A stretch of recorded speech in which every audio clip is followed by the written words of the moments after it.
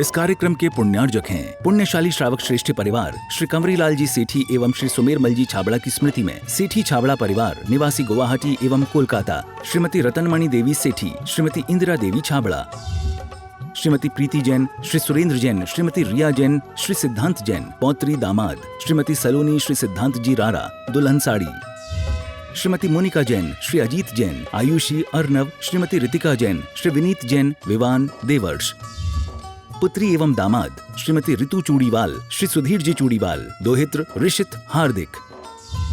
Firm Indira लॉजीज, warehousing और logistic park, Guwahati, Assam. Computer vision work, वितरण घर Guwahati. Navkar www.navkargroup.in। Aluminium framework प्रणाली, कॉलम बॉक्स शटरिंग और वस्तु उत्पादों के निर्माता, कोलकाता, पश्चिम बंगाल। मंगलम गौतमो गणी मंगलम कुंद कुंदाद्यो जैन धर्मोस्तु मंगलम। सर्वमंगल मांगल्यम सर्वकल्याणकारकम प्रधानम सर्वधर्माणां जैनम जयतु शासनम। वंदे विद्यासागरम। जय बोली अहिंसा परमो धर्म की जय। शासन नायक भगवान महावीर स्वामी की, आचार्य भगवान श्री कुंद कुंद महाराज की, आचार्य गुरुवर श्री विद्यासागर जी महाराज की, पूज्य मुनिवर श्री प्रमाण सागर जी महाराज की, पूज्य मुनि श्री 108 निर्वेद सागर जी महाराज की।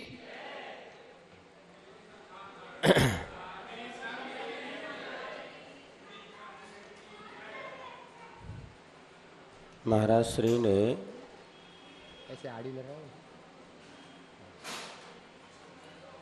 एक बात आपके समक्ष रखी कि इस जीवन में उतार चढ़ाव मोड़ बहुत हैं, किंतु इन सब में हम अपनी यात्रा को व्यवस्थित कैसे कर सकें।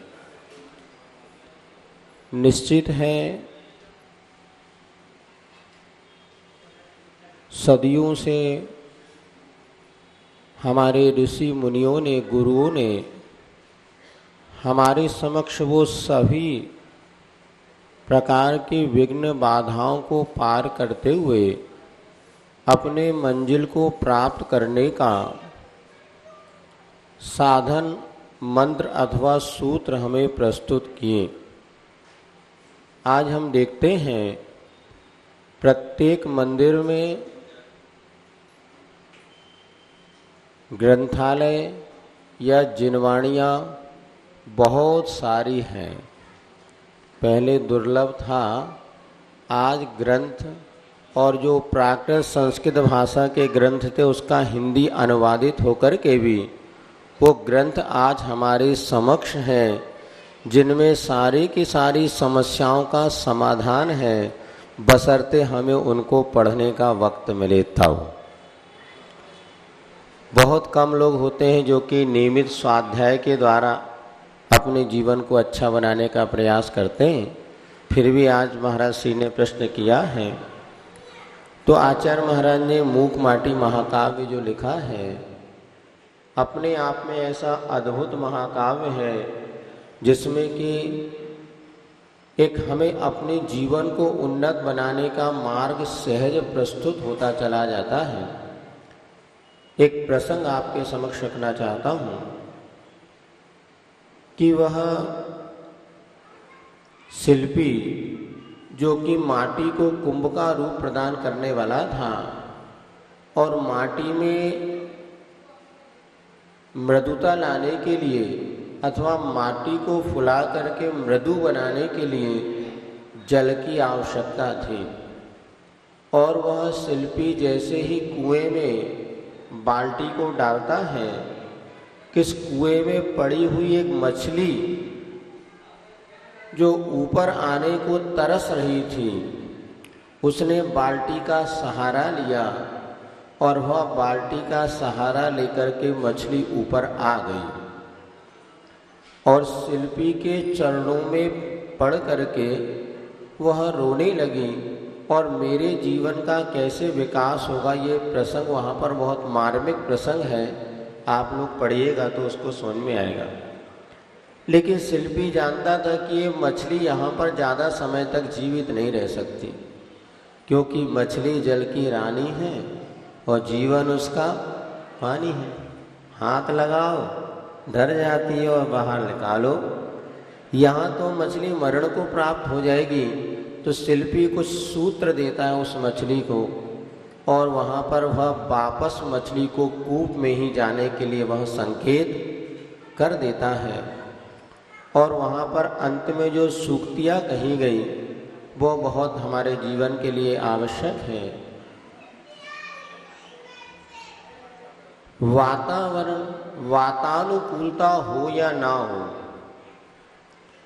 बात अनुकूल हो या ना हो, दो शब्द हैं। एक में वजन वाला वा है और दूसरे में बकरी वाला वा है। वातानुकूलता हो या ना हो, वातानुकूलता हो या ना हो, सुख या दुख के लाभ में भला छुपा रहता है। देखने से दिखता है समता की आंखों से, स्वयं लाभ शब्द पलट के कह रहा है लाभ भला, लाभ भला। तो जहाँ पर हमारे जीवन में हमेशा एक जैसे जीवन के पड़ाव नहीं होते, कभी हमारे अनुकूल वातावरण होता है तो कभी प्रतिकूल वातावरण होता है। अभी कुछ दिन पहले आपको गर्मी की कहना चाहिए जो उष्णता है उसकी तपन से आपके शरीर में गर्मी लग रही थी, प्रतिकूलता लग रही थी। इतनी गर्मी में हम क्या करें, किंतु जैसे ही बारिश प्रारंभ हो गई, बरसते बादलों की पहली धारा ने एक बात मेरी कान में कह गई कि किसी की भी गर्मी ज़्यादा दिन तक नहीं ठहरती, किसी की भी गर्मी ज़्यादा दिन तक नहीं रुकती। आखिर एक ना एक दिन वो गर्मी को शीतलता के रूप में परिवर्तित तो होना ही पड़ता है। और जैसे ही घनघोर बारिश हो गई, अपेक्षाकृत आपको शांति, अर्थात वातावरण हमारे अनुकूल हो या ना हो। अथवा दूसरी बात है, हर व्यक्ति की बातें अपने अनुकूल हो या ना हो। कोई ज़रूरी नहीं है कि हर व्यक्ति आपके मन के अनुकूल बोले। तो कभी हमें सुख मिलता है, कभी हमें दुख मिलता है, और ये परिस्थिति जन्य जो सुख और दुख मिलता है इसमें जो कहीं ना कहीं हमारा भला छुपा है, ये हमें देखने की अभ्यास करना होगा, वो भी समता की आँखों से। समता की आँखों का अर्थ क्या होता है? समता अपन बार बार पढ़ते हैं, आज गुरु जी भी कहते हैं समता रखो, धैर्य रखो, या विशेष परिस्थिति में समता। आखिर समता है क्या? होता ये कि थोड़ी सी अनुकूलता में हम बहुत प्रसन्न हो जाते हैं और थोड़ी सी प्रतिकूलता में बिल्कुल दुखी हो जाते हैं। किसी ने हमारे लिए थोड़ा अनुकूल बोल दिया तो फूल करके पानी पतासा होता नहीं, या पुड़ी एकदम फूल जाते हैं, और प्रतिकूल हो गया तो सूख करके किशमिश बन जाते हैं। लेकिन नहीं, अनुकूल और प्रतिकूल परिस्थितियों में भी अपने आप को नॉर्मल बनाए रखना ये बहुत मुश्किल होता है। कठिन तो है, लेकिन ऐसा हो ही नहीं सकता, ऐसा नहीं। आज हम लोग देखते हैं, हमारा ये सौभाग्य है कि हमारे सामने आज ऐसे गुरु हैं जो कि विपरीत परिस्थितियों में भी समता भाव को धारण करने का उपदेश हमें अपनी चर्या से देते हैं। आप सभी ने पूज्य आचार्य जी का दर्शन किया होगा, और यहाँ पर भी गुरु महाराज आए कि नहीं पता नहीं, यदि भोपाल तो आए थे, हाँ आए होंगे। अब उनकी आहार चर्या तो आप लोगों ने देखी होगी, कितने आनंद से आहार होता पता है, भीड़ भाड़ धक्का मुक्की। अरे इतनी प्रतिकूलता दिखती है कि अपन हो तो मैदान छोड़ के भाग जाएं। ऐसी प्रतिकूल परिस्थिति में जब गुरु महाराज आहार करते हैं, उनकी मुख मुद्रा देख के ऐसा लगता है पता नहीं कितने आनंद के साथ वो माल टाल ले रहे हैं। लेकिन क्या लेते हैं भोजन में? नीरस भोजन करते हैं। फिर भी इस प्रतिकूलता में कैसे उनके भीतर समता का विकास होता है, इस बात को हमें समझना होगा। ये साम्य बुद्धि का विकास हमारे जीवन में कैसे हो कि हर परिस्थिति में हम अनुकूल बन सकें। तो ये समझना, आप लोग सामायिक पाठ में भी पढ़ते हैं, जो कुछ बाहर है सब पर है, कर्माधीन विनाशी। जो कुछ भी बाहर घटित हो रहा है ये सब कुछ हमारे अनुकूल हो ऐसा नहीं, क्योंकि हमने पूर्व में जैसा किया शुभाशुभ कर्म है उसका फल तो हमें भुगतना पड़ेगा। अच्छे पुरुष, आप इतिहास उठा के देखें तो महापुरुषों के जीवन में ज़्यादा कष्ट आते हैं। रामचंद्र जी का जीवन देखो, अंजना सती का जीवन देखो, या जितने महापुरुष होते हैं उनके जीवन में कष्ट आते हैं, किंतु वे महापुरुष उन कष्टों को समता से सहन करते हैं। मत कहो कभी अपने दिन खराब हैं। क्या कहा? बहुत से लोग रोना रहते हैं कि आज हमारे दिन अच्छे नहीं चल रहे, महाराज क्या बात है, जहाँ डालो वहीं गड़बड़ हो जाता है। अरे मत कहो कभी अपने दिन खराब हैं, कांटों के बीच घिर गए समझो गुलाब है। गुलाब का फूल में ही कांटे लगते हैं, बेशरम के फूल में कभी कांटे? महापुरुषों के जीवन में संकट आते हैं, सती साध्वियों के जीवन में संकट आते हैं, वेश्याओं के जीवन में संकट नहीं आते। ये निश्चित मानना, जैसे आप धर्म या अच्छे कार्य के लिए आप आगे आएंगे वो संकट तो आते ही हैं, किंतु वह संकट के क्षणों में भी गुलाब के समान मुस्कुराते रहना, इसके लिए बहुत सारे सूत्र हमारे आचार्यों ने दिए हैं और उन सूत्रों को हम अपने जीवन में फॉलो करते चले जाएंगे तो कोई भी कष्ट हमारे जीवन में कष्ट जैसे महसूस होते ही नहीं। एक सकारात्मक सोच, मुझसे ने कल भी बताया था, परसों बताया था कि जो होता है, जो हुआ अच्छा और जो होगा अच्छा होगा, मुझे ज़्यादा चिंता नहीं करना। आज व्यक्ति जो है चिंता के कारण अपनी स्पीड को कम कर लेता है। घटता वही है, आप कितनी भी स्पीड से चलिएगा या पेड़ में कितना भी पानी दीजिएगा, लेकिन पेड़ समय पर ही बड़ा होने वाला है, एक दो दिन में बड़ा होने वाला नहीं है। इसी प्रकार बहुत सी परिस्थिति ऐसी होती हैं, हम चाहते हमारे अनुकूल हो जाए, किंतु कैसे हो, सब कुछ तो हमारे हाथ में, कुछ तो हमारे हाथ में, किंतु सब कुछ हमारे हाथ में नहीं है। करंट मतलब अभी वर्तमान के दो उदाहरण हम सीख सकते हैं। APJ अब्दुल कलाम जी जो राष्ट्रपति थे, उन्होंने इनकी जीवन गाथा में एक प्रसंग पढ़ने को मिला कि आखिर वो अपने जीवन में क्या करना चाहते थे। वो चाहते थे मुझे एयर फोर्स में जाना है, और उन्होंने उसके लिए पूरी तैयारी की, और जब वो इंटरव्यू देने के लिए पहुँचे तो हुआ ये कि उनमें उनका जो चयनित होना था वो नहीं हो पाए। 8 बच्चों का चयन होना था, वो 8 बच्चे हो गए, इनके बाद इनका नंबर आया तो इनका चयन उसमें नहीं हुआ। वो बड़े हताश हो गए, मन प्रसन्न नहीं था, क्योंकि मैंने इतनी कुछ सोचा था और मैं अब वहाँ पर पहुँच नहीं पाऊँगा, क्योंकि ये निश्चित है हर व्यक्ति के लिए सफलता हर पड़ाव पे मिले कोई ज़रूरी नहीं।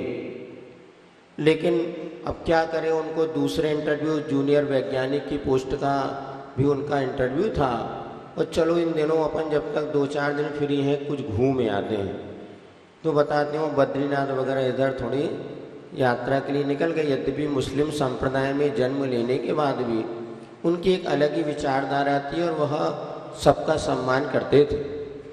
और यहाँ पर जब वो पहुँचे, किसी एक संत से मिले और उन्होंने अपनी व्यथा बताई, तो उन्होंने कहा देखो बेटा, इसमें आपको हताश होने की कोई भी आवश्यकता नहीं। नियति को क्या मंजूर है ये शायद आप नहीं जानते, आपको क्या करना है इतना ही आप पुरुषार्थ करें और विकल्प छोड़ें, प्रसन्नता के साथ आगे बढ़ें।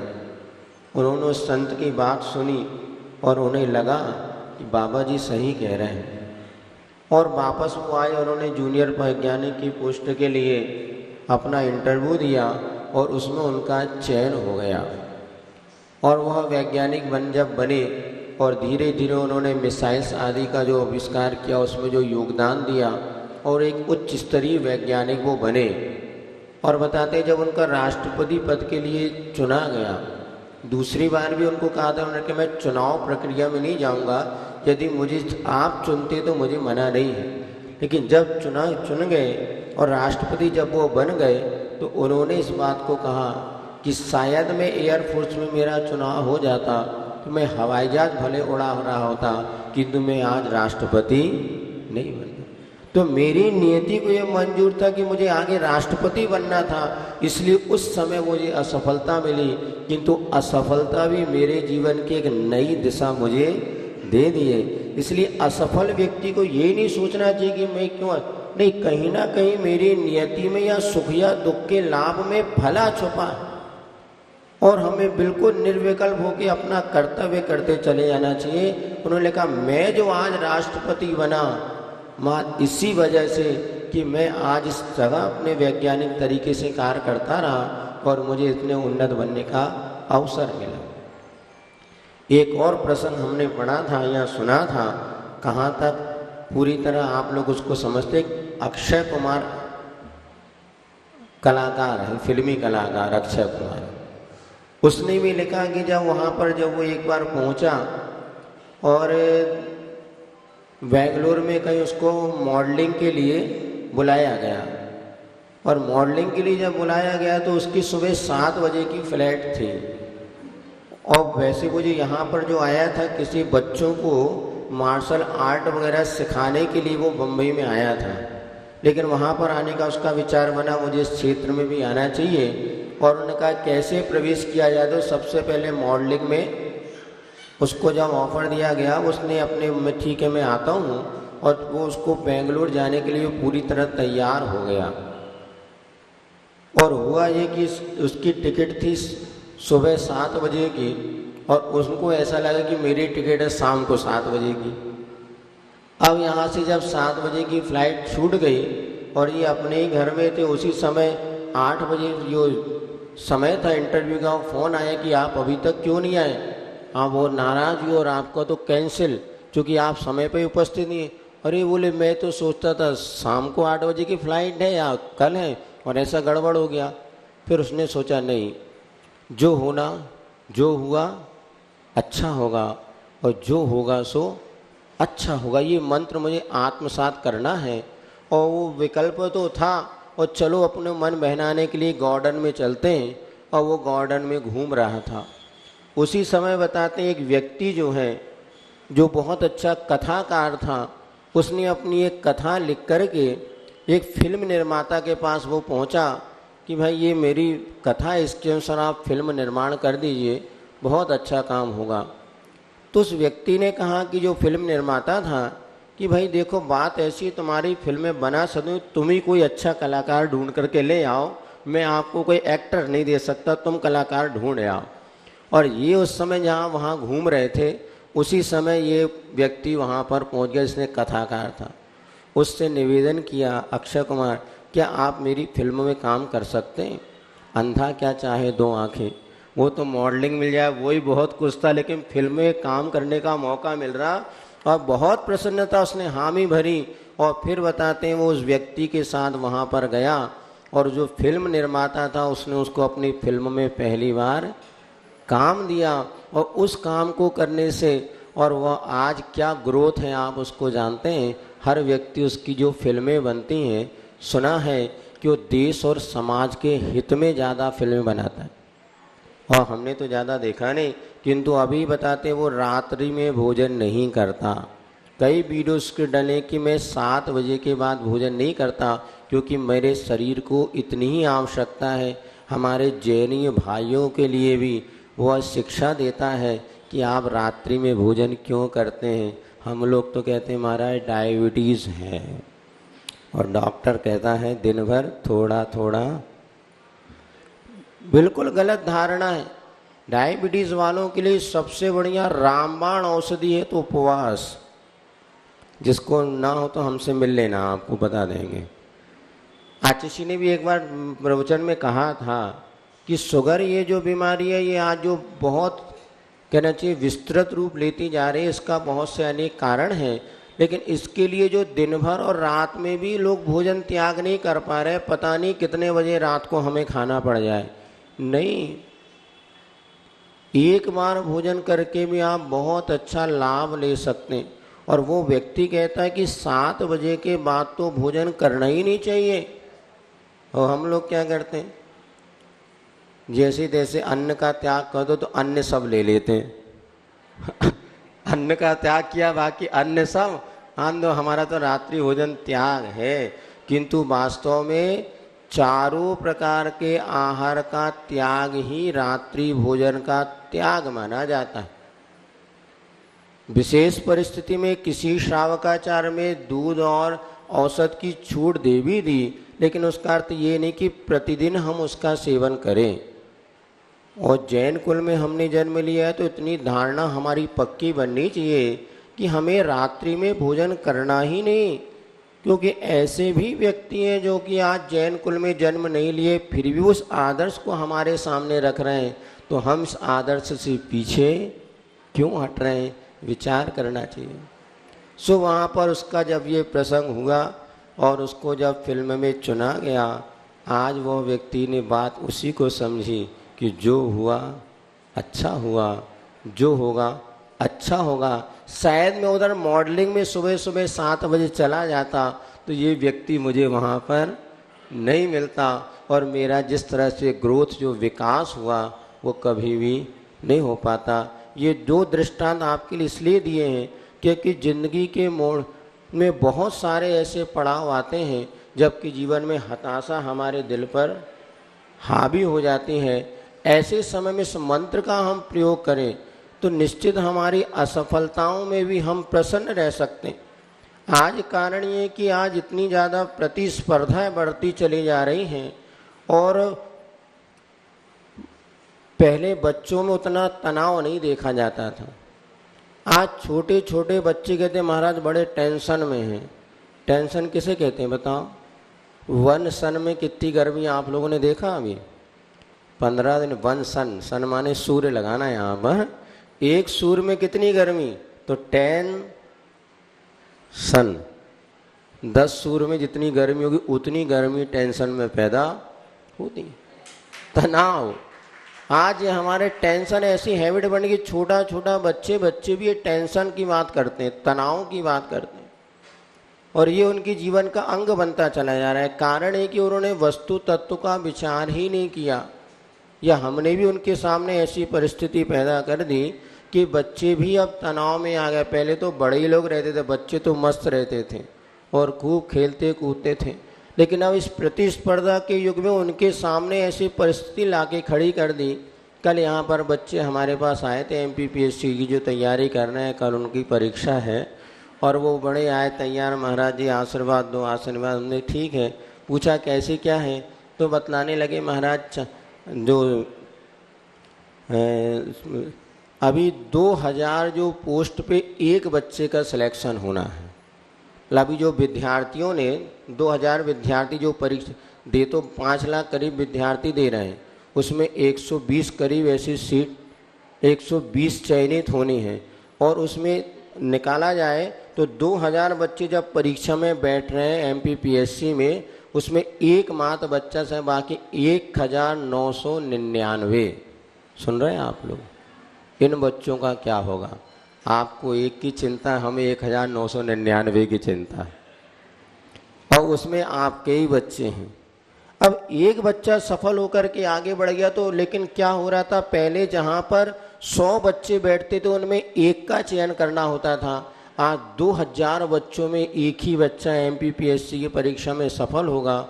अब 1999 बच्चों का भविष्य क्या, और डिप्रेशन में जाएंगे। अभी पिछले बार जब हमारा टीकमगढ़ में वर्षा योग हुआ था, उस समय कोई एक बहुत अच्छा व्यक्ति है, तो उसने बताया हमारा इस बार कम से कम 10,000 बच्चे सुसाइड करेंगे। हमने कहा क्यों, किस आधार पे बता रहे?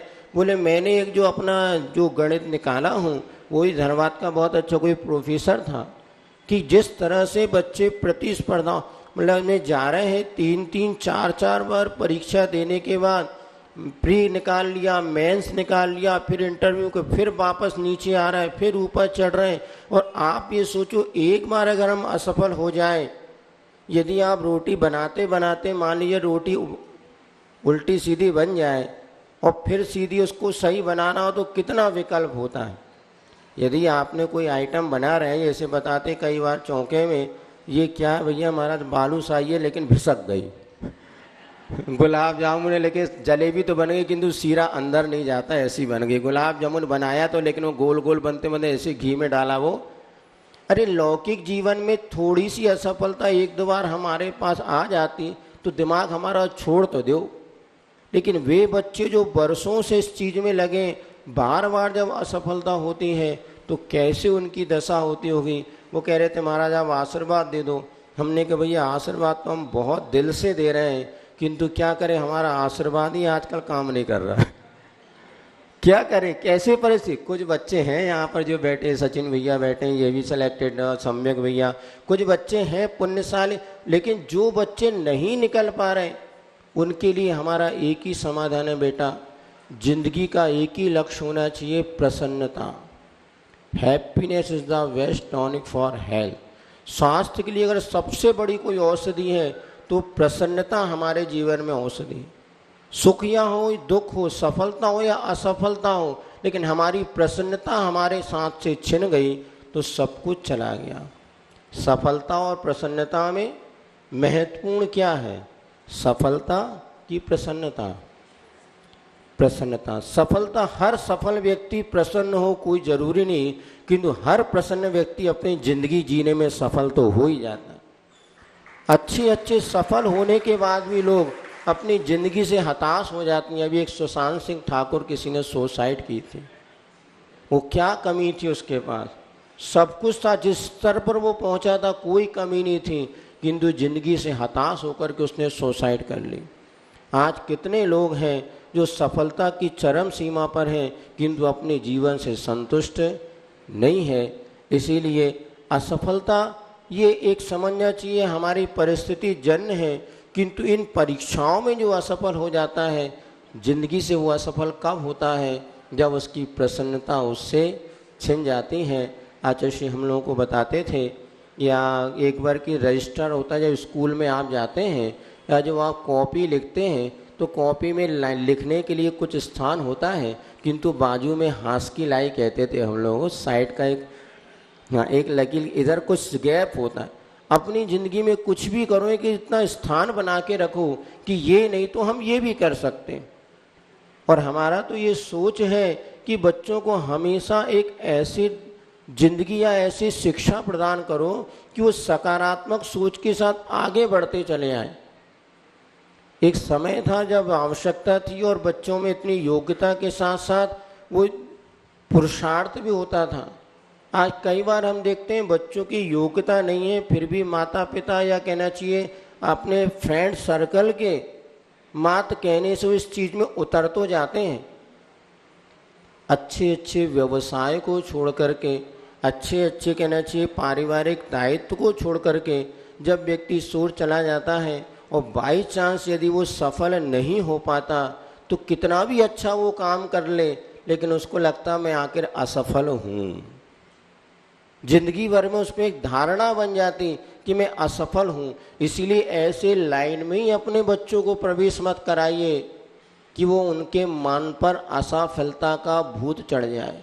ठीक है, नहीं निकल पाया, हमारे कहने पर वो दुकानदारी में लग गया, कि दुकानदारी गृहस्थ आश्रम में और सर्विस करते हुए भी उसके मन में यही भाव जिंदगी भर टसल देगा कि मैंने उस पुरुषार्थ तो किया था किंतु मैं सफल नहीं हो पाया। क्यों ना ऐसे सकारात्मक सोच के साथ बच्चों को यदि आप शिक्षा भी देते हैं तो जहाँ पर हमेशा सफलता की लाइन लगी रहे। जैसे हम आजकल ज़्यादातर बच्चों को ये कहते हैं, बेटे हो या बेटियाँ, सभी के लिए शिक्षा तो अनिवार्य है, किंतु शिक्षा उनके जीवन को प्रसन्न बनाने के लिए होना चाहिए कि दुखी बनाने के लिए। एक ज्ञान का प्रयोजन क्या होना चाहिए, आचार्य ने अज्ञान निवृत्ति हानुपादान उपेक्षा तत्फलम, परीक्षा मुख में माणिक नंदी आचार्य ने ये सूत्र दिया है। आचार्य जी ने इसकी बहुत अच्छी व्याख्या की थी। जब हम लोग आचार्य जी के सानिध्य में पढ़ते थे तो अज्ञान निवृत्ति कुछ भी हम पढ़ते हैं, जैसे हमने आपको बताया ये हमारे सामने माइक रखा है और जिसको अभी तक पता नहीं था क्या है तो उसको पता चल गया कि ये माइक है। ये क्या हो गया? अज्ञान निवृत्ति। ज्ञान का पहला फल है कि हमारा अज्ञान दूर होना चाहिए।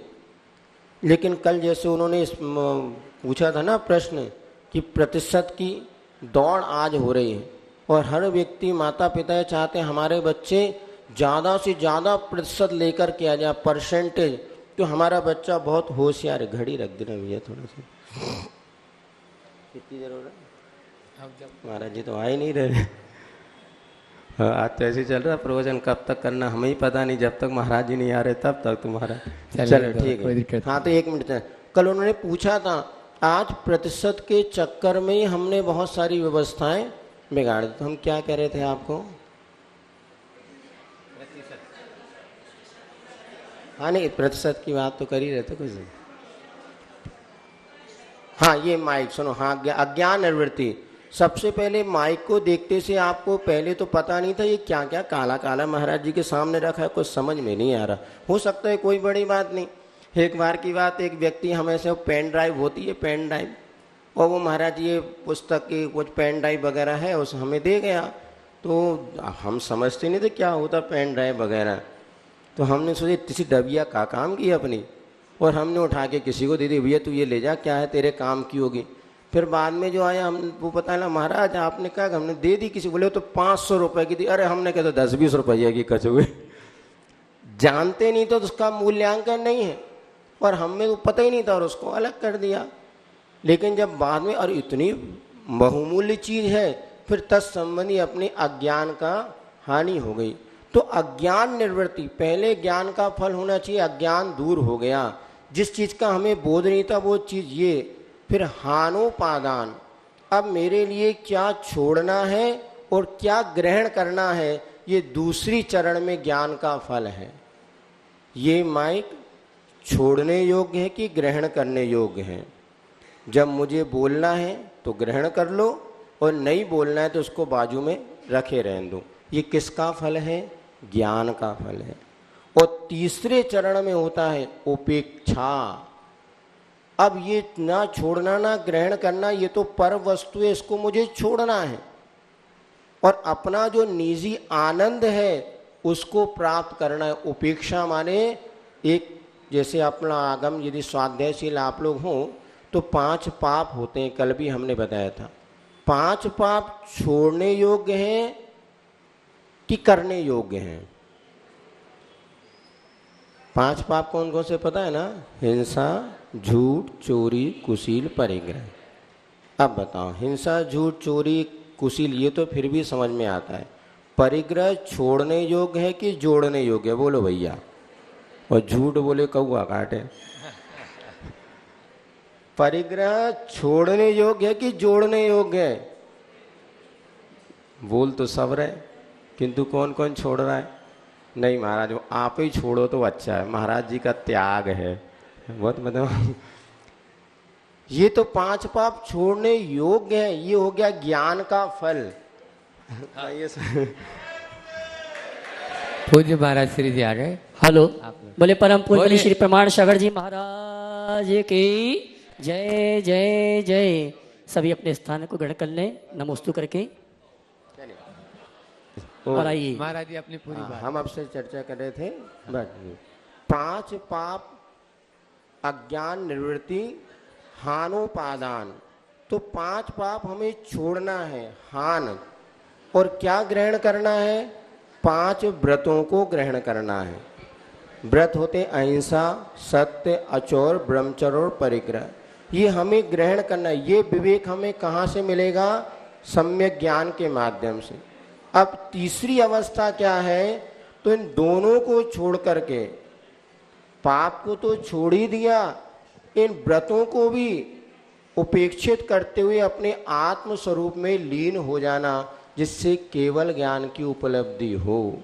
तो ज्ञान का फल यही आचार्यों ने कहा, अज्ञान निवृत्ति, हानो उपादान, उपेक्षा तत्फलम। आज हमारे यहाँ पर जो ज्ञान के लिए आप लोगों का पुरुषार्थ किया जा रहा है, ये पुरुषार्थ हमारे लिए प्रसन्नता का सबसे बड़ा साधन कारण बनना चाहिए। और असफलता होने पर भी हमें ये नहीं समझना चाहिए कि हम पूरी तरह असफल हो गए। इस असफलता में भी कहीं ना कहीं कोई हमारे जीवन का अच्छा भविष्य छुपा हुआ है, ऐसी धारणा बनाते हुए प्रसन्नता के साथ अपने जीवन में सकारात्मक सोच के साथ आगे बढ़ेंगे तो इस प्रतिस्पर्धा के युग में भी हम अपना और अपने बच्चों के भविष्य को उज्ज्वल बना सकते हैं। सबका जीवन उज्ज्वल बने, इसी मंगल भावना के साथ बोली भगवान। और आइए बिना किसी भूमिका के परम पूज्य मनीषी प्रमाण सागर जी महाराज से निवेदन है, हे गुरुवर, अपनी दिव्य देशना के माध्यम से हम सभी को सदुपदेश देकर हम सभी का मार्ग प्रशस्त करें। दोनों हाथ उठा के जयकारा लगाएंगे। बोले परम पूज्य मनीषी प्रमाण सागर जी महाराज की जय। बोलो 1008 भगवान श्री महावीर स्वामी की जय जय जय। अहिंसा परमो धर्म की जय। परम पूज्य आचार्य गुरुवर श्री विद्यासागर जी जय। बोले परम पूज्य मनीषी प्रमाण सागर जी महाराज की। अभी आप सभी महाराज श्री को सुन रहे थे। ज्ञान और ज्ञान के फल के संदर्भ में महाराज श्री ने आप सबको बहुत सुंदर मार्गदर्शन दिया। हम लोगों के साथ एक बड़ी विडंबना ये है कि हमें ज्ञान तो है, जानते सब है, लेकिन इसके बावजूद उसका फल प्राप्त नहीं होता। उसकी केवल एक वजह है कि हम जानते तो हैं, मानते नहीं। इस सभा में ऐसा एक भी व्यक्ति नहीं है जिसको ये पता न हो कि पाप बुरा है, कसाएं बुरी है, व्रत अच्छे हैं, क्षमादि भाव अच्छे हैं। है कि नहीं है पता? बोलो। पता सब है, लेकिन इसके बावजूद सब के सब वही करने में अपनी तत्परता दिखाते हैं जो आज तक करते आ रहे हैं। परिवर्तन आखिर कैसे होगा? जीवन में परिवर्तन तब तक घटित नहीं हो सकता जब तक हम उस दिशा में सार्थक प्रयास न करें। हमें ये दुर्लभ मनुष्य जीवन मिला है। हमारी कोशिश होनी चाहिए इस जीवन को सार्थक बनाने की, और इसका केवल एक ही मार्ग है, वह है धर्म के अनुसरण का। धर्म के पथ का यदि हम अनुसरण करते हैं, उस मार्ग में आगे बढ़ने की हम कोशिश करते हैं, तो हमारे जीवन में सार्थकता घटित होगी। हम अपने जीवन को सफलीभूत कर सकेंगे। कल मैंने शाम को एक बात कही थी कि यदि मनुष्य अपने जीवन का लेखा जोखा करे तो बाहरी दायित्व की पूर्ति तो हमने खूब किया, स्वयं के प्रति जो स्वयं के दायित्व की पूर्ति है उसमें प्रायः लोग पिछड़े हुए। अब हमारी कोशिश होनी चाहिए कि हम स्वयं के दायित्व को पूर्ण करने के लिए कटिबद्ध हों। ये एक बहुत बड़ी सच्चाई है कि जीवन हमारा है और वह नितांत अकेला है। हम मानते हैं कि इतना बड़ा संसार है, मेरा परिवार है, मेरे परिजन हैं, मेरे ये हैं, मेरे वे हैं, पर सच्चाई ये है कि मेरा तो ये शरीर भी नहीं है। मेरा कौन है? केवल मैं हूँ, मेरी आत्मा है। मुझे केवल और केवल उसकी संभाल की चिंता करनी है। बाकी की चिंता तो हम करते ही रहते हैं, उसके लिए हमें कोई अतिरिक्त प्रयत्न की जरूरत नहीं पड़ती। पर जिसकी चिंता हमें करनी चाहिए उसका हमें कभी ख्याल नहीं होता। जब तक मनुष्य अपनी आत्मा में अपनी दृष्टि को केंद्रित नहीं करता, उसके हृदय में सच्ची धार्मिक चेतना विकसित नहीं होती, और धार्मिक चेतना के वास्तविक विकास के अभाव में जीवन में कोई बड़ा परिवर्तन नहीं होता। हम धर्म के प्रति थोड़ा लगाव जगाकर कुछ पूजा पाठ कर दें, कोई व्रत उपवास कर लें, कोई दान पुण्य धर्म की क्रियाएं कर लें, कोई सत्संग समागम प्राप्त कर ले, ये सब चीज़ें अच्छी है, लेकिन तब तक अधूरी है जब तक इसके मूलभूत प्रयोजन को हम हासिल न करें। हमारा मूल मकसद अपने परिणामों की शुद्धि, अपनी आत्मा की पवित्रता और जीवन का रूपांतरण होना चाहिए।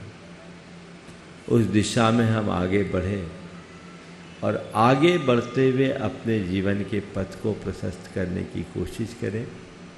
यदि उस तरफ दृष्टि जुड़ जाती है तो फिर पूजा पाठ और धार्मिक क्रियाओं का रस भी अलग होता है। मैं देखता हूँ बहुत सारे लोग धार्मिक क्रियाओं में प्रगाढ़ रुचि रखते हैं, लेकिन उनका जीवन व्यवहार बड़ा बेरुखा सा होता है, नीरस होता है। वे अपने जीवन को जिस तरह के आनंद से भरना चाहिए नहीं भर पाते, क्योंकि उनके अंदर कोई आत्मानुशासन, सेल्फ डिसिप्लिन आया ही नहीं।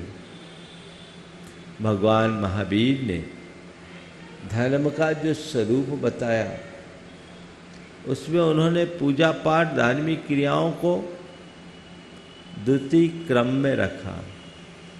उन्होंने मूलभूत धर्म का जो स्वरूप बताया है, हमारी दृष्टि केवल उस पर केंद्रित होनी चाहिए।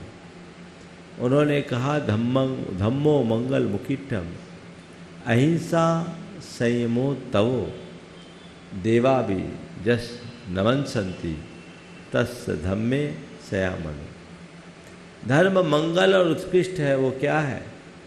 अहिंसा, संयम और तप। क्या है धर्म? अहिंसा, संयम और तप। इस अहिंसा, संयम और तप स्वरूप धर्म को देवता भी प्रणाम करते हैं। इसलिए मेरा मन हमेशा इस अहिंसा, संयम और तप रूप धर्म में रमा रहे, ये भाव और प्रयास होना चाहिए। अहिंसा मैं मेरा जीवन बने, मैं हिंसा से बाहर हूं। मेरे जीवन में प्रत्यक्ष अप्रत्यक्ष रूप से जो भी हिंसा है, मैं उससे यथासंभव बचूं। अनावश्यक और अनपेक्षित हिंसा से तो मैं बच ही सकता हूं। द्रव्य हिंसा से बचूं।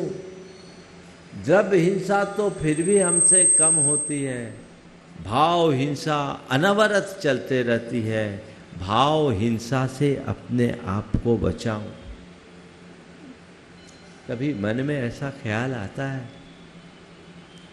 कि अपने विकारी परिणामों के प्रश्रय से मैं कितनी बार हिंसा कर बैठता हूं, हिंसक हो जाता हूं।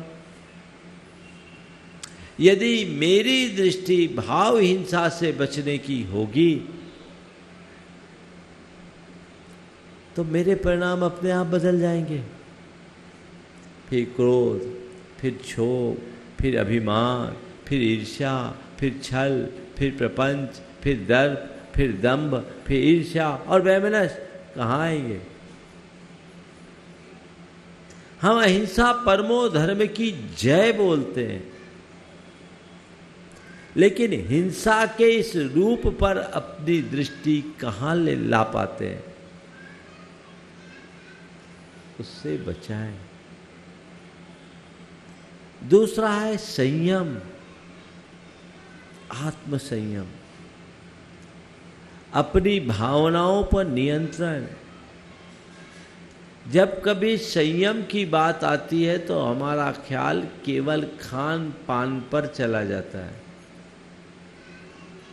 खान पान पर नियंत्रण तो होना ही चाहिए, क्योंकि खान पान के नियंत्रण के अभाव में तो हम स्वस्थ भी नहीं रह सकते, और स्वास्थ्य के अभाव में तो हमारा जीवन ही बोझ बन जाता है।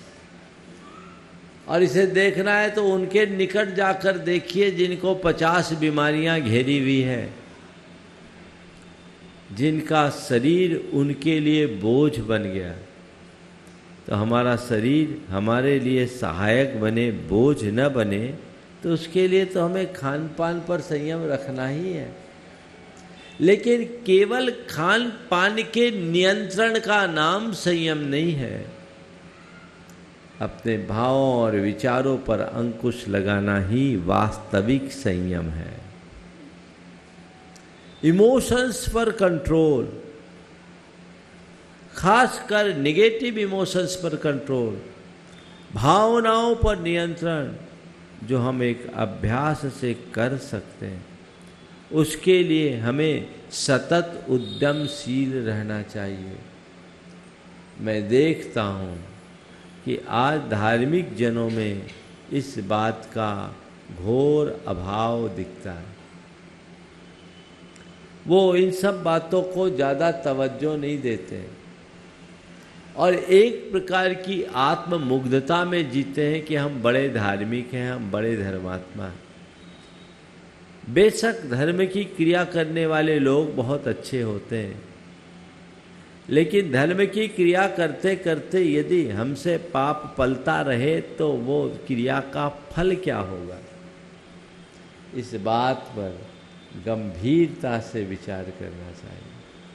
आज से लक्ष्य बनाइए कि मैं निगेटिव इमोशंस पर कंट्रोल लाऊंगा। भावना योग इसमें बहुत सहायक बनेगा। एक सज्जन जो व्रती मेरे संपर्क में आने के बाद उन्होंने भावना योग शुरू किया और अपने तीनों टाइम की सामायिक के लिए भावना योग से जोड़ दिया। व्रतियों का एक 48 मिनट का सामायिक। एक दिन उन्होंने मुझसे पूछा, महाराज क्या भावना योग में हम सामायिक कर सकते हैं? बोले कर सकते हैं। उन्होंने 1 महीने के बाद आकर मुझसे कहा, महाराज चमत्कार हो गया। मैं प्रतिमाधारी, लेकिन मुझे बहुत गुस्सा आता था। कोई भी बात मेरे मन की विरुद्ध मुझे पचती नहीं, और सामायिक करता था तो सामायिक के नाम पर बैठता था पर प्रायः ऊँघता रहता था। महाराज जब से मैंने भावना योग सामायिक में जोड़ा है, तब से मेरे परिणाम बड़े निर्मल और भाव पवित्र होने लगे और मेरा मन भी लग रहा। प्रयोग कीजिए, जीवन में व्यापक बदलाव घटित होगा। ये प्रयास और पुरुषार्थ सभी को करना चाहिए। अहिंसा धर्म है, संयम धर्म है और तप धर्म है। तप क्या है? इच्छा के निरोध का नाम तप है। जब कभी तप की बात आती है तो आप लोगों के हाथ पांव ढीले हो जाते हैं, और तपस्वी की इस कार्यक्रम के पुण्यार्जक हैं पुण्यशाली श्रावक श्रेष्ठ परिवार श्री कंवरीलाल जी सेठी एवं श्री सुमेरमल जी छाबड़ा की स्मृति में सेठी छाबड़ा परिवार निवासी गुवाहाटी एवं कोलकाता, श्रीमती रतनमणि देवी सेठी, श्रीमती इंदिरा देवी छाबड़ा, श्रीमती प्रीति जैन, श्री सुरेंद्र जैन, श्रीमती रिया जैन, श्री सिद्धांत जैन, पौत्री दामाद, श्रीमती सलोनी, श्री सिद्धांत जी रारा, दुल्हन साड़ी, श्रीमती मोनिका जैन, श्री अजीत जैन, आयुषी अर्नव, श्रीमती रितिका जैन, श्री विनीत जैन, विवान देवर्ष, पुत्री एवं दामाद श्रीमती ऋतु चूड़ीवाल, श्री सुधीर जी चूड़ीवाल, दोहित्र ऋषित हार्दिक। फर्म इंदिरा लॉजीज, वेयरहाउसिंग और logistic park, Guwahati, Assam. Computer vision work, वितरण घर, Guwahati. Navkar, www.navkargroup.in। Aluminium framework प्रणाली, कॉलम बॉक्स शटरिंग और वस्तु उत्पादों के निर्माता, कोलकाता, पश्चिम बंगाल।